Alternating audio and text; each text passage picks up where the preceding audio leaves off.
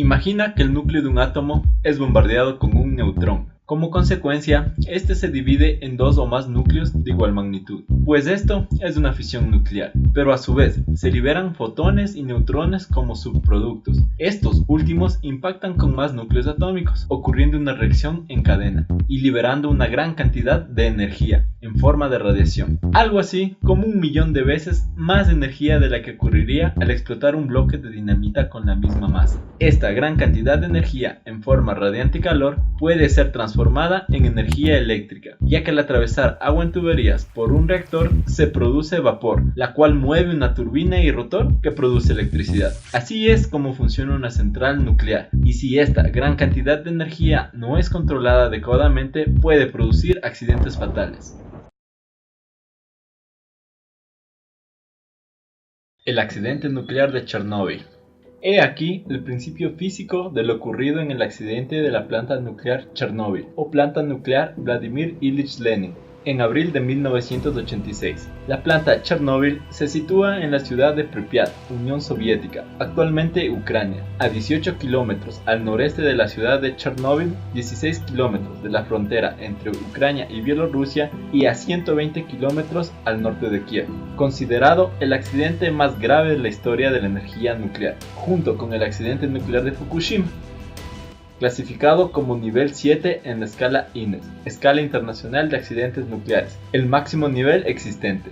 Aquel 26 de abril, 3 hombres fueron los principales del manejo del reactor. Leonid Toptunov, ingeniero senior de control, quien monitoreó y controlaba la cantidad de energía producida por el reactor número 4. El segundo hombre es Alexander Akinov, siendo el jefe de grupo, y el tercer hombre es Anatoly Dyadlov, ingeniero jefe adjunto, quien daba las órdenes. La planta poseía 4 reactores, con capacidad de generar 1000 megavatios cada uno, y posteriormente se pondrían en marcha 2 reactores adicionales, algo que nunca ocurrió debido al accidente. ¿Cuáles fueron las causas del accidente? Cabe destacar que el diseño y construcción de los reactores no cumplía con normas de seguridad de aquel entonces.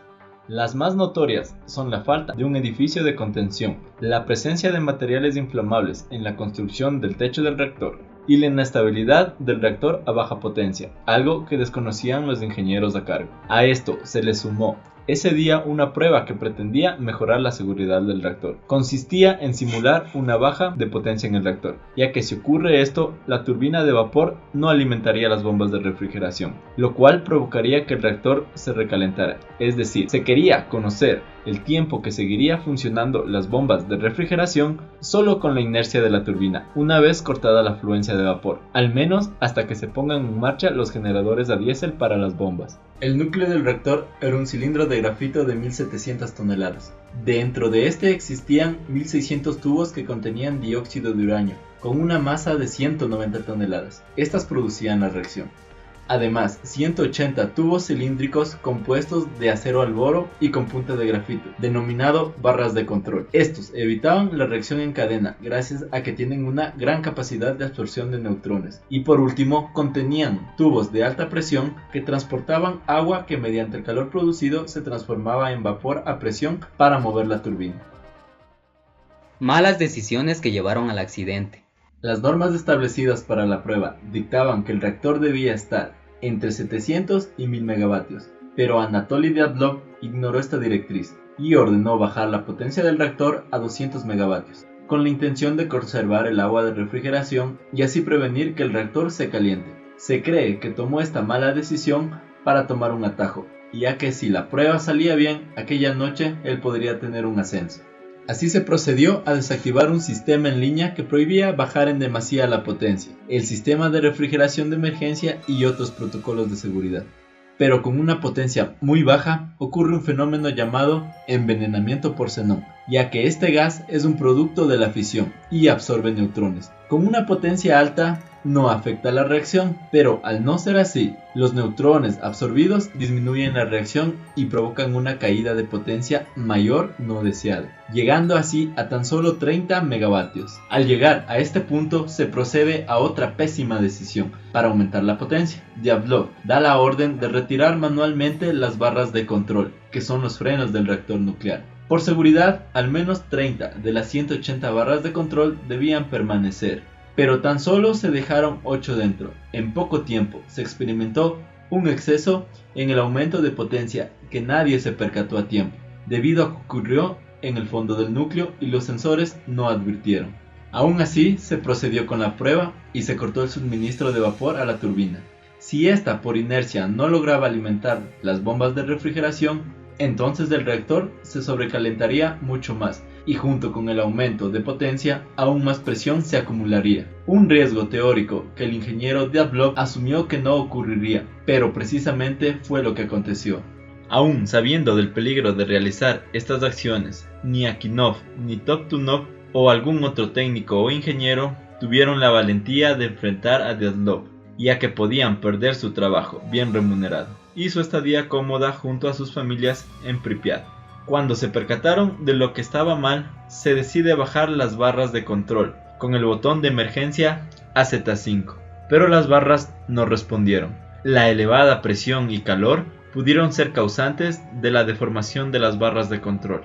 La alternativa que se procedió fue soltar las barras y dejarlas caer por efecto de gravedad. Pero en lugar de disminuir la energía, las barras de control, al poseer punta de grafito, provocó que la potencia del reactor se multiplicara cientos de veces, hasta llegar a los 30.000 megavatios. La acumulación de presión fue tan alta que a la 1:23 de la madrugada del sábado 26 de abril de 1986 ocurre una explosión que voló la tapa del reactor de 2.000 toneladas, dejando que el grafito entre en contacto con el aire y materiales inflamables de la construcción.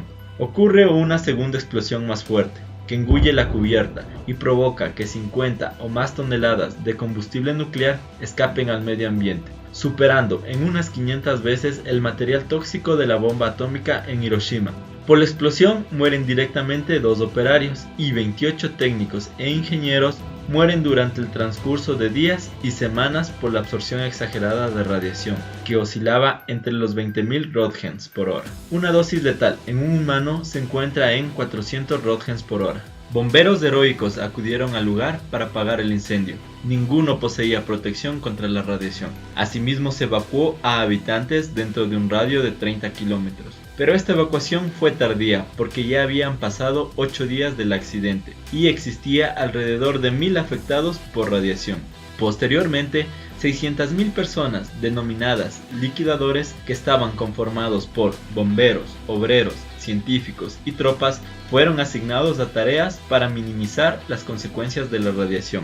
Muchos liquidadores fueron condecorados con el título de Héroe de la Unión Soviética, pero asimismo 60.000 liquidadores murieron por culpa del manto de la radiación y 165.000 quedaron discapacitados. La radiación de Chernóbil se extendió a 13 países, siendo los más afectados Rusia, Bielorrusia y Ucrania. Varios países europeos crearon normas y restricciones para el consumo de alimentos, ya que estos debían no superar ciertos niveles de radiación para su consumo seguro. Muchas de estas limitaciones aún siguen vigentes. Las fundiciones de varios materiales del reactor nuclear durante la explosión formaron una masa mortal de radiación: 200 toneladas de corium irradiado, 30 toneladas de polvo radiactivo y 16 toneladas de uranio y plutonio. Con el tiempo, esta masa se cristalizó y entre esto destacaba una con forma de pata de elefante, uno de los objetos más mortales y temidos del planeta. Esta bestia asesina, que se aloja en lo que algún día fue el reactor nuclear número 4 de Chernóbil,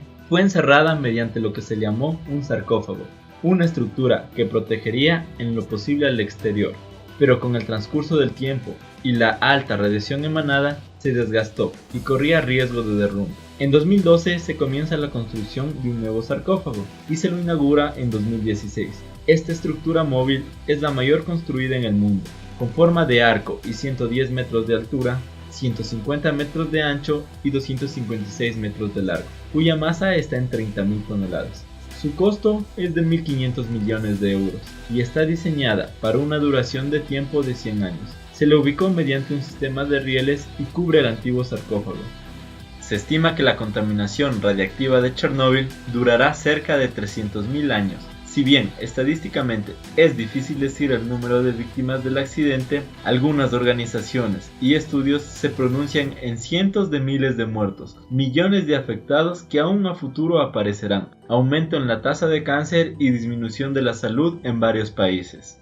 El desalojo y ausencia de humanos en el área del accidente generó una ciudad fantasma en los primeros años, pero poco a poco proliferó la vida animal y plantas, seres que viven con altas dosis de radiación en su organismo. Chernóbil, junto con el accidente nuclear en Fukushima, son los más graves en la historia de la energía nuclear. Han dejado huellas imborrables y nos plantea la responsabilidad como humanos de autodisciplinarnos. El avance de la ciencia cada día va a grandes pasos y es necesario generar una gran conciencia para el uso responsable de conocimientos, preservando así el lugar donde vivimos y las personas a las que amamos.